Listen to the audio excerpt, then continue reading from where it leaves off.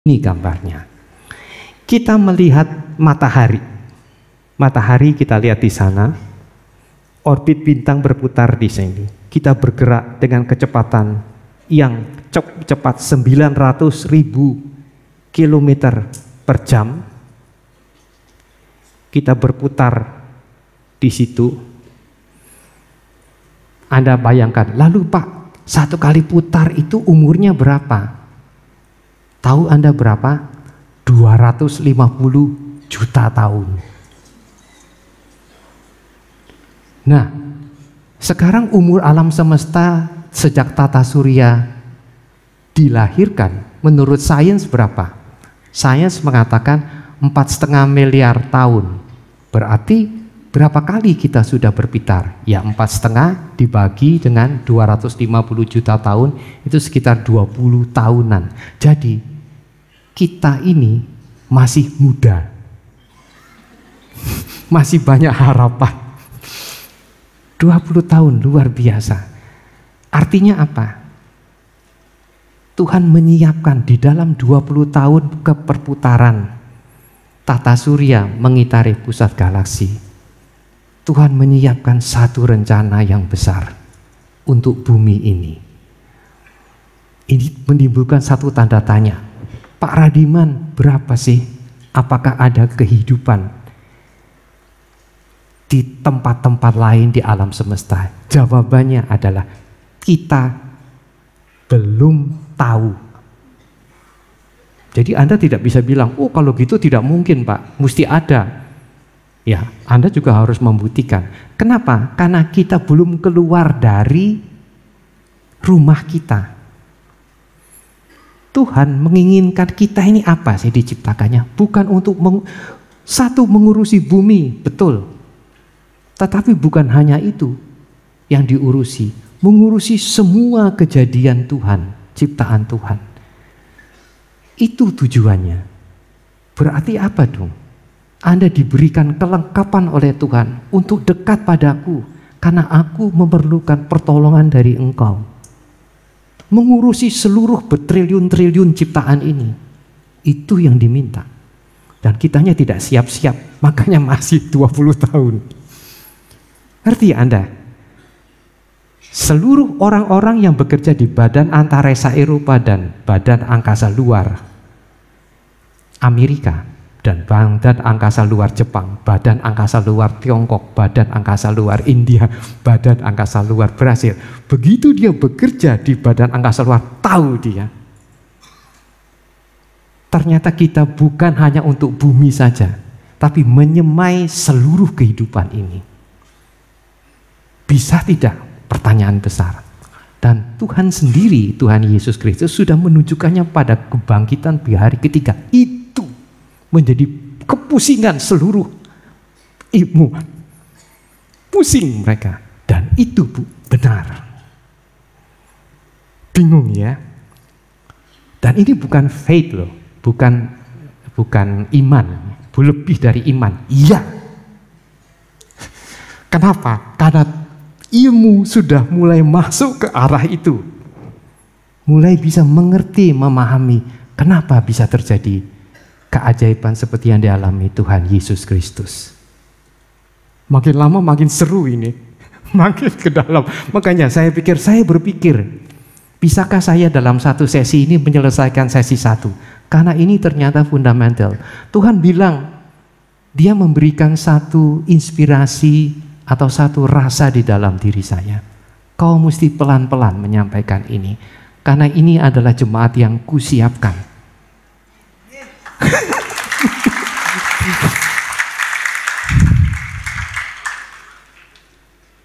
Baik, coba terus. Biarkan saja Tuhan bekerja sepenuhnya dalam kita semua dan bekerja. Dia ada di tengah ini.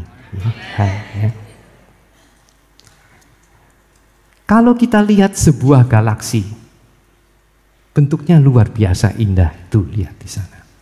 Spiral. Kita jangan bertanya dulu, kok kenapa bisa spiral, Pak?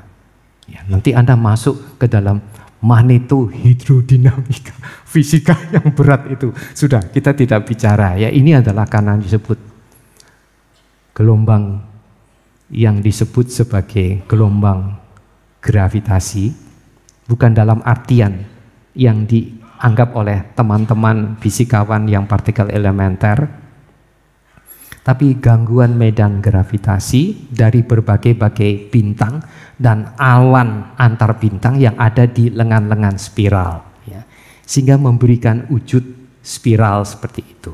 Jadi kalau Anda mengatakan, di mana Pak? Kalau saya tempatkan matahari di dalam galaksi luar ini bukan galaksi kita ya, tapi galaksi tetangga.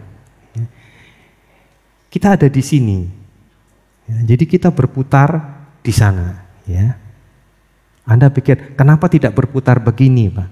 Tergantung daripada gerakan gelombang gravitasi potensial ini, dia berputar kemana. Ya. Dia bisa ke sini, tapi dia juga bisa berputar ke sana.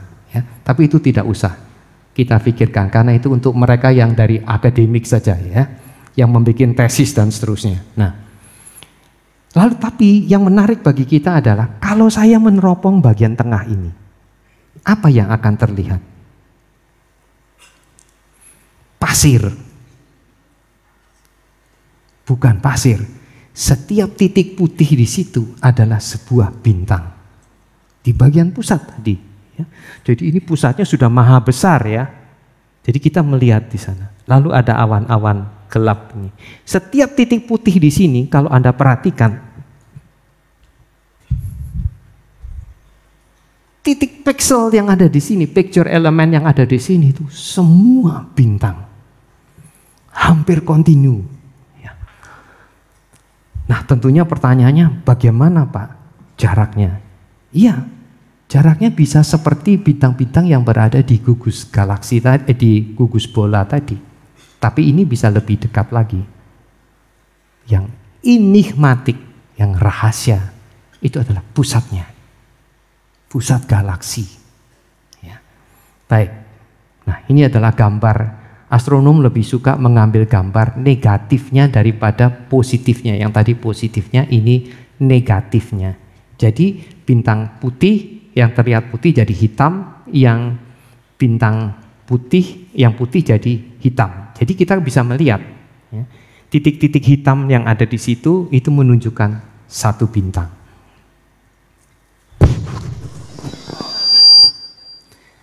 Lalu yang terlihat satu kali, Tuhan menunjukkan keajaiban dan dibolehkan manusia melihatnya dalam proses kejadian ini. Kejadian ini, bayangkan, tidak terduga. Even astronomnya sendiri juga tidak menduga. Satu kali dia datang ke teropong, dia lihat, dia arahkan bintang, pasti kejadiannya ada yang sangat unik. Teropong itu ke arah ke ini yang digambar ini. Terarah.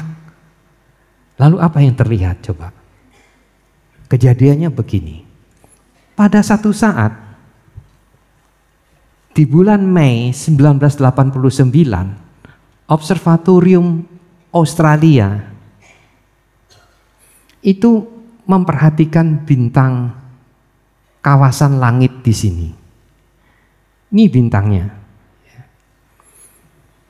Kemudian pada tahun 2002, jadi 13 tahun kemudian, tahun 2002, bintang ini tiba-tiba bersinar terang. Sehingga begitu indah kelihatannya. Ini adalah bintang meledak. Sebuah bintang meledak. Yang tadi dikatakan high mass stars tadi. Bintang bermassa besar. Pertanyaan Anda, kalau bintang meledak itu apa Pak? Itu gempa langit. Gempa langit. Tsunami langit. Dan tsunaminya bukan 1-2 kali di bumi. Oh, tidak ada artinya. Ini saya sampai tidak bisa nyebut lagi. Bertriliun sampai kekuatannya itu begitu besarnya sampai seterang sebuah galaksi. Sebuah bintang Tuhan kalau dia meledak terangnya itu sampai 1 galaksi yang berisi 1 triliun bintang. Bayangin.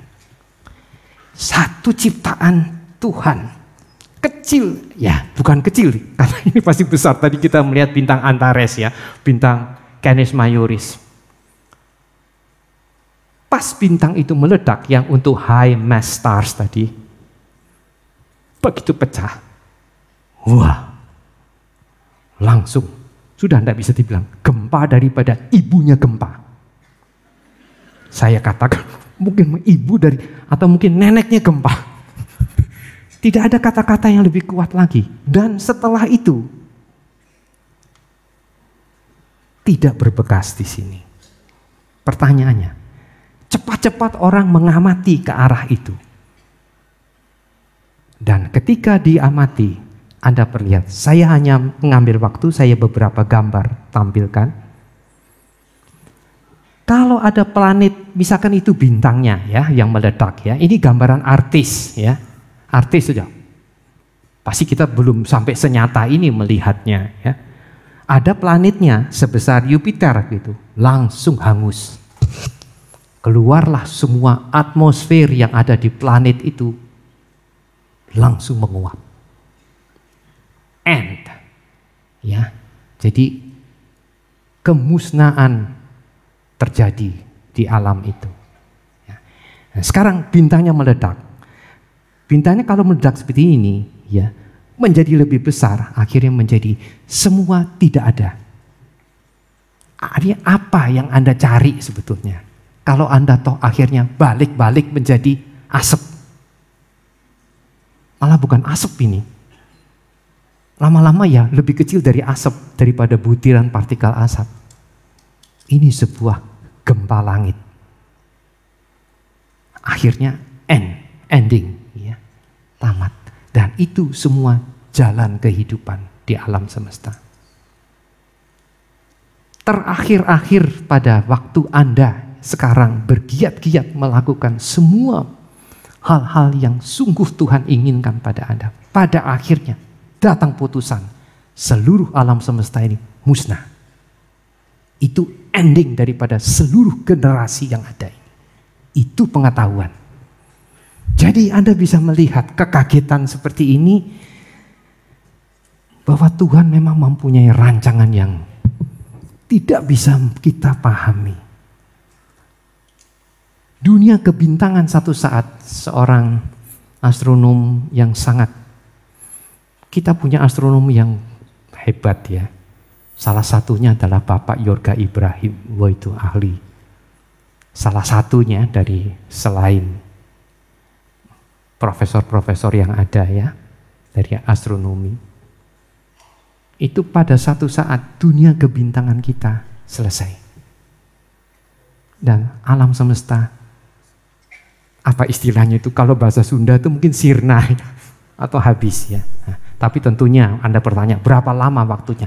Untuk itu maka Tuhan bilang, tidak pernah kau akan tahu kecuali Allah Bapa sendiri. Amin ya. Sungguh itu benar. Ya, memang pantas kita menegur itu. Jadi kalau setelah melihat begini, Anda melihat lalu berapa sih tenaga yang dihasilkan oleh sebuah bintang kalau dia meledak? Anda akan tercengang. Ya. Ini adalah, saya kebetulan ada hati yang terasakan untuk menulis Yesaya 40:15 ya. Sesungguhnya bangsa-bangsa adalah setitik air di dalam timba dan dianggap sebutir debu di neraca. Pulau-pulau itu tidak lebih dari abu beratnya, halus beratnya. Ini cuma hanya siratan apa yang saya rasakan ya. Nah, lihat ini kekuatannya.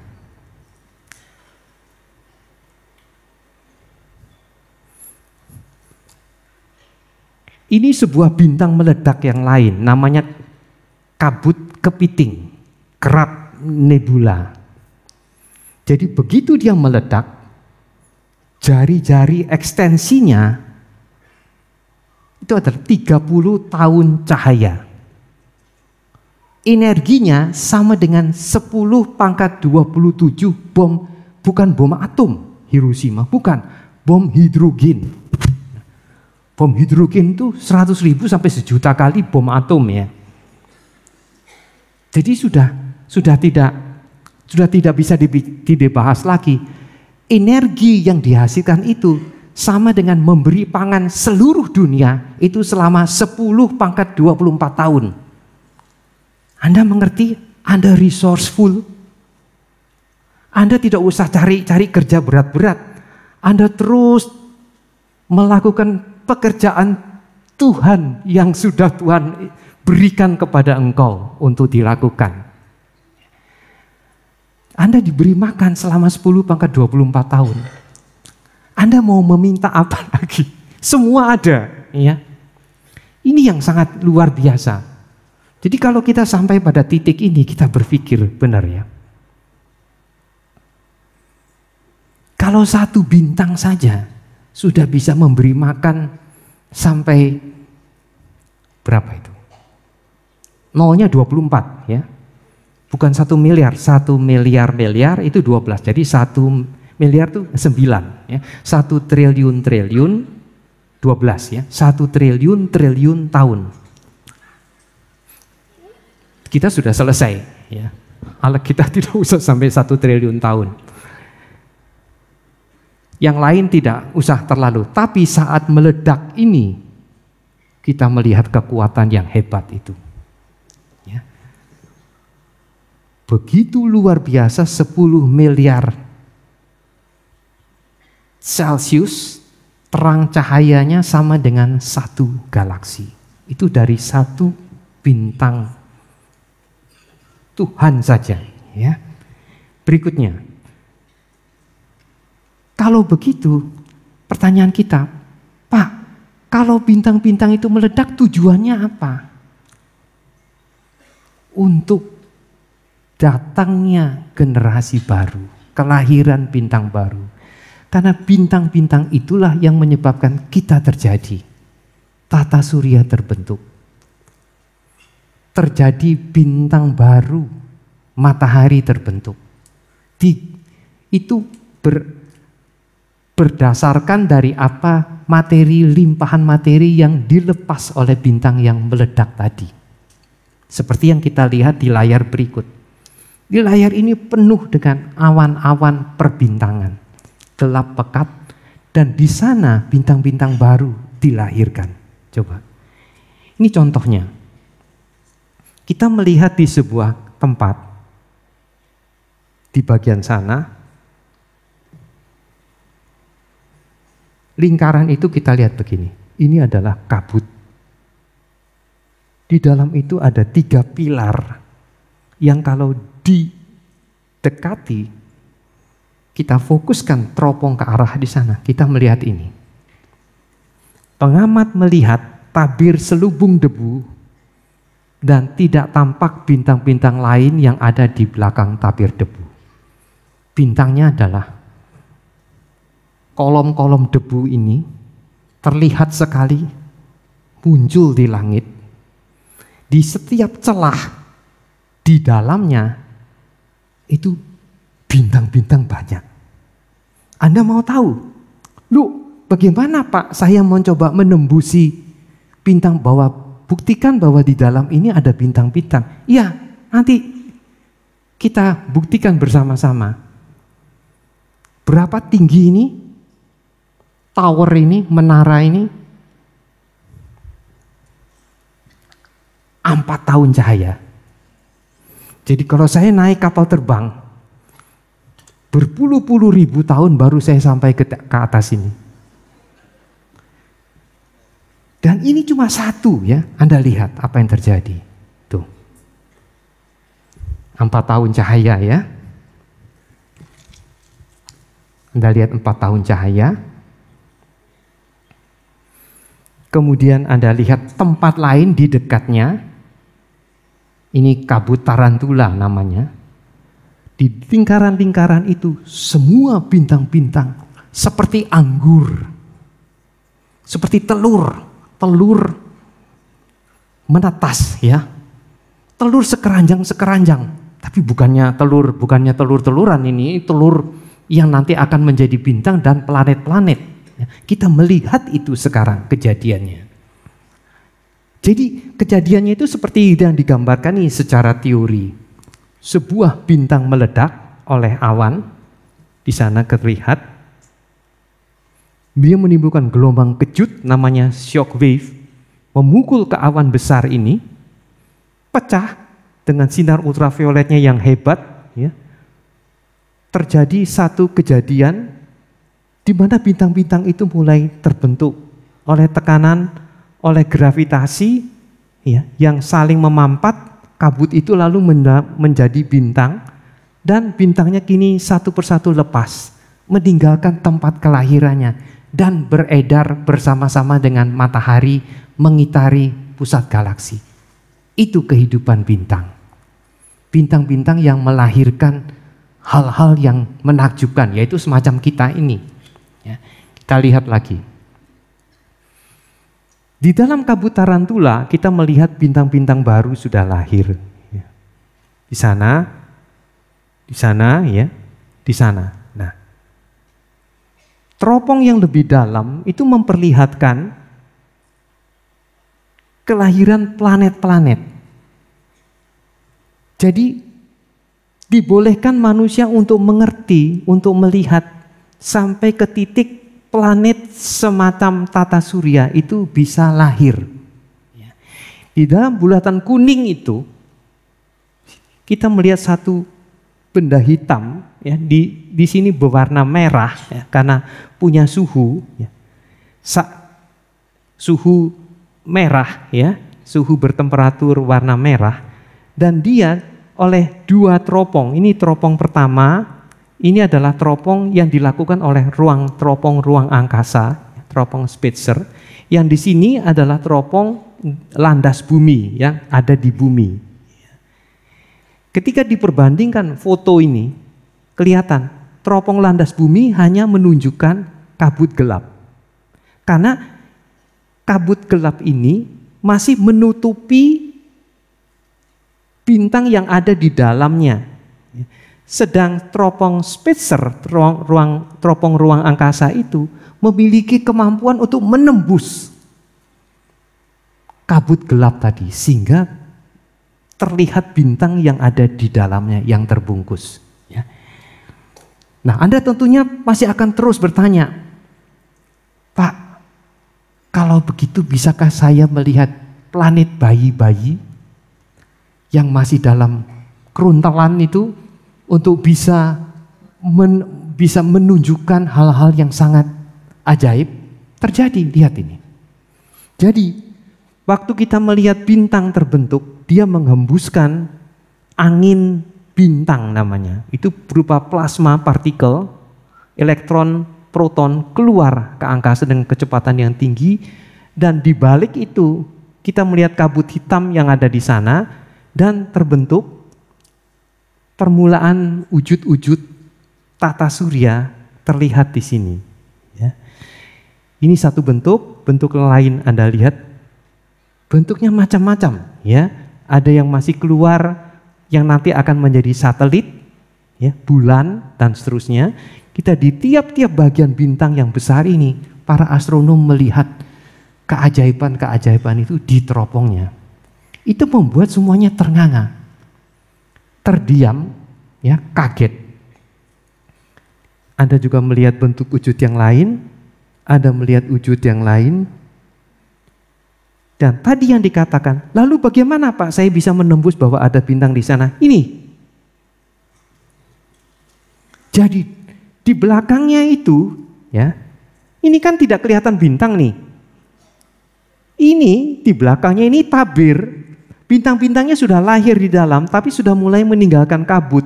Kabutnya sudah habis, ya, karena sudah menjadi bintang. Dan hasilnya ini. Anda boleh berjam-jam membayangkan ini. Di dalam klip, karena kita menginginkan waktu, dalam klip video, movie-nya, Anda terpana. Saya berjam-jam membayangkan ini. Kenapa yang saya bayangkan begini? Kenapa ya Tuhan boleh membolehkan kita untuk melihat hal-hal yang misterius ini. Dan kenapa begitu tidak bisa dipegang lagi sama akal. Begitu efemeral ya. Anda tidak bisa, kata-kata tidak cukup untuk menggambarkan keindahan, apa namanya istilah itu, keheningan, kemana. Wah sudah, saya tidak bisa berkata-kata ya, tapi saya membayangkan Anda mesti melihat sendiri ya, klip itu nanti satu saat. Kesimpulan, bintang lahir dari awan hidrogen, gelap, pekat, gas, dan debu, dipicu oleh gelombang dan menjadi sebuah supernova. Ya, Bapak berita. Bintang meninggalkan kelahirannya dan bergerak mengikuti putaran galaksi yang menjadi kediamannya bersama planet-planet yang terbentuk bersamanya sampai kesudahannya. Ya. Nah, tentunya Anda bertanya, Pak, apalagi yang akan Bapak paparkan? Ini berikutnya. Tunggu ya. Hawaii, lihat teropongnya luar biasa. Ini teropong-teropong hebat, multi juta, multi puluh juta, multi ratus juta dolar ya membangun. Ini teropong konsorsium dari seluruh bangsa yang mendirikan teropong pengamatan di Hawaii. Ya, kita harap Indonesia, harapan barangkali bisa ikutan di dalam itu ya. Nanti satu kali kelak. Lihat apa yang mereka lihat ini. Tadi sudah digambarkan ini adalah galaksi. Ya. Dan satu galaksi itu begitu mentereng, kelihatan di sini adalah bentuknya seperti piringan cakram, ya, semacam Bima Sakti. Lihat apa yang terjadi. Galaksi-galaksi itu ternyata tidak sendirian, berkumpul seperti gugus bintang. Jadi namanya gugus galaksi. Jadi galaksi yang besar itu membentuk kelompok-kelompok. Dan kelompok-kelompok ini membentuk kelompok-kelompok yang lebih besar. Kelompok-kelompok yang lebih besar itu membentuk kelompok-kelompok yang lebih besar lagi. Dan seterusnya. Jadi akhirnya astronom saking lelahnya menulis kelompok pangkat N galaksi. Jadi N itu tergantung pada bisa 5, 10, 100 ya, dan seterusnya angka itu. Di sini kita melihat sebuah kelompok-kelompok bintang, kelompok-kelompok gugus. Kelihatan dalam wujud satu ini seluruhnya ya. Pada jarak berapa itu? Pada jarak 600 juta tahun cahaya. Ya. Ini di dalam kelompok seperti kelompok gugus bintang bola tadi ya. Tapi ini sekarang isinya bukan bintang tapi galaksi. Ya. Dipaparkan sepertiga langit. Kelompok itu ternyata tidak satu. Kelompok yang tadi yang digambar itu cuma di